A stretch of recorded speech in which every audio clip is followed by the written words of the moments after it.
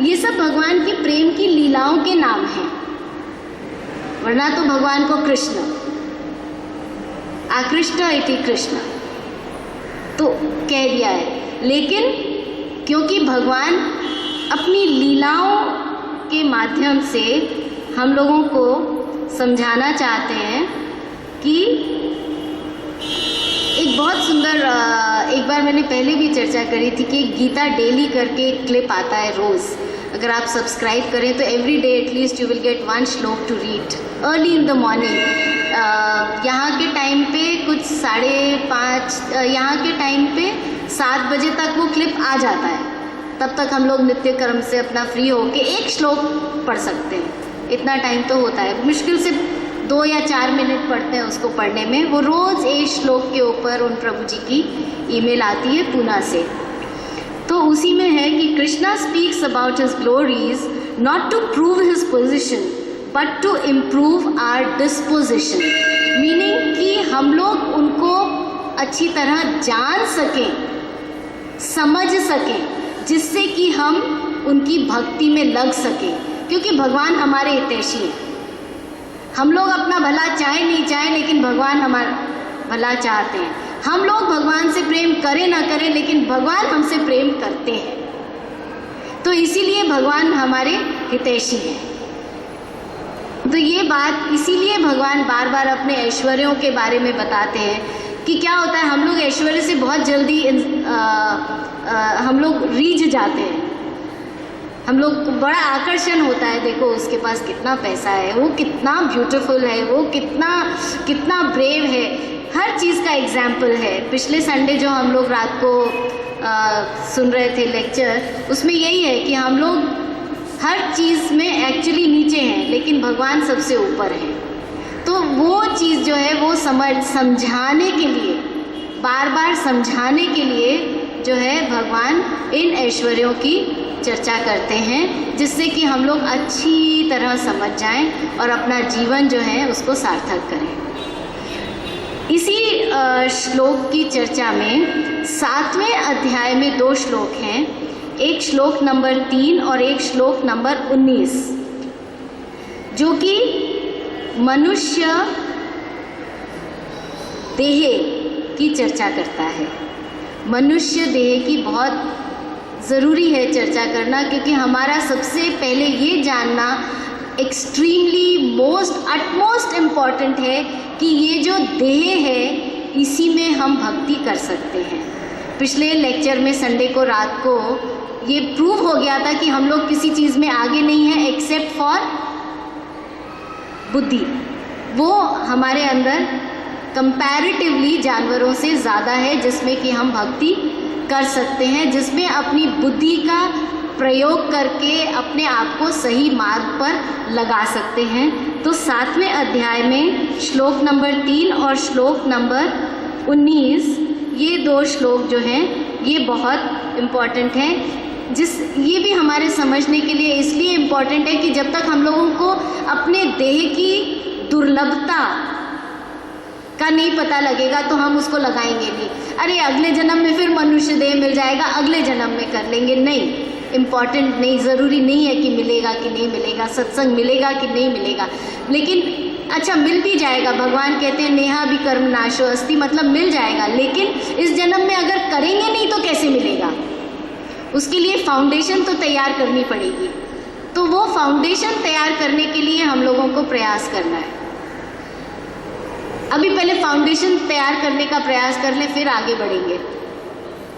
तो मनुष्याणाम सहस्रेषु कश्चित् धति सिद्धये ययात्मपि सिद्धानां कंचनाम वेति तत्वः। कई हजार मनुष्यों में से कोई एक सिद्धि के लिए प्रयत्नशील होता है, और इस तरह सिद्धि प्राप्त करने वालों में से विरला ही कोई मुझ एक वास्तव में जान पाता है। ये यहाँ पे सिद्ध होता है। हम लोग यहाँ पे मुट्ठी भर लोग बैठे हुए हैं, और उसमें से भी भक्ति के मार्ग पर दृढ़ता के साथ आगे बढ़ने वाले कितने हैं वो पता नहीं। हम लोग सुनते हैं, समझने की कोशिश करते हैं, लेकिन फिर सुनना जैसे उस बताया था ना, आदेश की तरह हमें ये समझना चाहिए। संदेश, उपदेश और फिर आदेश, इसकी चर्चा करी थी पिछले संडे रात को लेक्चर में। तो आदेश की तरह हमें भागवत गीता को अपने जीवन में ग्रहण करना है। फिर 19वां श्लोक है जिसकी चर्चा बहुत बार करते हैं। बहुनाम जन्मन्ते ज्ञानवान माम प्रपद्यते वासुदेवम सर्वमिति समात्मा सुदुर्लभ। वासुदेवम सर्वम इति, यह जानने के लिए, यह अच्छी तरह समझने के लिए भगवान स्वयं अपने ऐश्वर्यों की चर्चा कर रहे हैं। यह समझना ज़रूरी है कि भगवान अपने ऐश्वर्यों की चर्चा बार बार क्यों करते हैं। यह ज्ञान अर्जुन को एक बार बोला, सब समझा दिया, सृष्टि की रचना मुझसे हुई है, देवी देवताओं से मैं ऊपर हूँ, उनकी रचना भी मैंने करी है, ये सृष्टि मेरे बल पे चलती है, सब कुछ समझा दिया। लेकिन फिर कहते हैं नहीं, जो अभी तक मेरे द्वारा बताए गए ज्ञान से श्रेष्ठ है। अब ये उससे भी श्रेष्ठ ज्ञान जो है उसकी भगवान यहाँ पर आगे आगे चर्चा करने वाले हैं। तो ये हम लोगों का समझना बहुत ज़रूरी है कि भगवान यहाँ पे अपनी बीन नहीं बजा रहे हैं। भगवान यहाँ क्या कर रहे हैं, हमें समझाने की कोशिश कर रहे हैं कि जिससे कि हमारे दिमाग के जितने भी मिसकंसेप्शंस हैं ना, जो हम लोग के दिमाग में अलग अलग तरह के कीड़े लगे हुए हैं। क्योंकि हम लोग ज़्यादातर देखते हैं कि क्या होता है, सब लोग की जब बात करो किसी से भी तो मेरे हिसाब से ऐसा होना चाहिए। मैं कोई अथॉरिटी नहीं हूँ, मैं मतलब हम कोई अथॉरिटी नहीं है। किस चीज़ की अथॉरिटी है, किसी चीज़ की अथॉरिटी नहीं है। यहाँ भगवान स्पष्ट समझा रहे हैं कि मैं जैसा कह रहा हूँ वैसा करो। सततम कीर्तयन्तो माम मन मना मत भक्तो मध्याजी माम नमस्कुरु। फिर क्यों, अच्छा ये सब बताते हैं, पहले अपने ऐश्वर्यों के बारे में बताते हैं, फिर कहते हैं मेरी शरण में आओ। क्यों आओ, क्योंकि ये मनुष्य देह दुर्लभ है, इसमें तुम ये सब कर सकते हो, समझ सकते हो। अगर अपने जीवन को मेरे मतलब भगवान कह रहे हैं कि उनकी शरण में हम नहीं लगाएंगे तो मनुष्य देह हमको मिलना बेकार है। हमको 1 करोड़ की लॉटरी लग जाए और उस 1 करोड़ को अपनी ज़रूरतें पूरे करने के बजाय हम उड़ा दें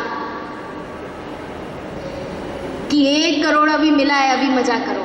कहते हैं ना, यू लिव ओनली वंस, तो मज़ा करो, खाओ पियो ऐश करो।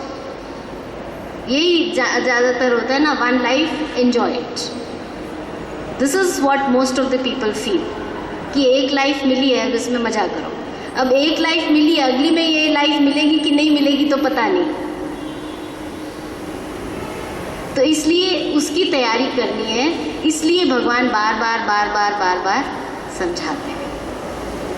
हम लोग देखेंगे भागवत गीता में, भागवतम में रिपीटिशन बहुत ज़्यादा है चीज़ों का, इसीलिए अलग अलग तरीके से कि कोई बात एक बार में एक को समझ आएगी, दूसरी बार में शायद दूसरे को आ जाए, तीसरी बार में शायद तीसरे को आ जाए, तो एटलीस्ट 3-4 लोगों का तो भला होगा। ज़्यादा भी नहीं होगा तो 3-4 लोगों का तो भला होगा, 3-4 बार में अगर किसी को बात समझ में आती है तो इसीलिए रिपीटिशन है कि भगवान ये स्थापित करना चाहते हैं कि ये जो मैं इंस्ट्रक्शंस दे रहा हूँ इसको अपने जीवन में हमें उतारना चाहिए। भगवान इसीलिए बार बार बोलते हैं। ऐश्वर्यों की चर्चा इसीलिए है जिससे कि हम उसके प्रति आकर्षित हों। क्या बात है, क्या पावर है, देखो क्या रचना बनाई है। कई बार ये होता है ना, पेंटिंग आर्टिस्ट को कितना अप्रिशिएट करते हैं कोई पेंटिंग देख के, या कुछ भी किसी ने खाना बनाया, अरे क्या खाना बनाया, इतनी बड़ी सृष्टि की रचना करी है, उसको देख के हम अप्रिशिएट नहीं कर सकते हैं सॉरी, कि ये किस आर्टिस्ट ने बनाया है, किसके दम पे ये सब चलता है। तो इसलिए ये जानना बहुत आवश्यक है। आज बस इतनी ही चर्चा करेंगे। अगले संडे से एक तो अगर हो सके घर में भगवत गीता है तो लेके आइए। तो जैसे पढ़ती हूँ ना मैं, तो सब साथ में उसको देखें तो उससे बहुत आप जल्दी ग्रास्प करते हैं। क्योंकि व्हेन आई रीड तो कई बार क्या होता है ध्यान इधर उधर भी चला जाता है, लेकिन आप भी अगर साथ में पढ़ेंगे तो ध्यान थोड़ा टिकता है उस बात पर। क्योंकि मंदिर है, यहाँ एक्टिविटी चालू रहती है तो ध्यान इधर उधर चला जाता है व्हेन आई रीड। और कभी कभी जो तात्पर्य हैं वो लंबे होते हैं तो फिर साथ में पढ़ने से बात बैठ जाती है थोड़ी। और पिछली बार प्रभु जी ने श्रवण का महत्व बोला था, तो श्रवण इसीलिए इम्पॉर्टेंट है कि जब हम लोग सुनते हैं तो उसके बारे में विचार करते हैं ना। सुनना इसीलिए सर्वोपरि नवदा भक्ति में से है कि श्रवण करने से फिर विचार आता है, उसके बारे में सोचते हैं, और सोचते हैं तो फिर कभी कभी जीवन में भी उतार लेते हैं। तो इसीलिए श्रवण की बहुत महिमा है, इम्पोर्टेंस है। श्रवण और कीर्तन की इसीलिए महिमा है कि जब बोलेंगे, जब सुनेंगे तो वो फिर जीवन में उतारने की चेष्टा करेंगे, वरना नहीं करेंगे। हरे कृष्ण।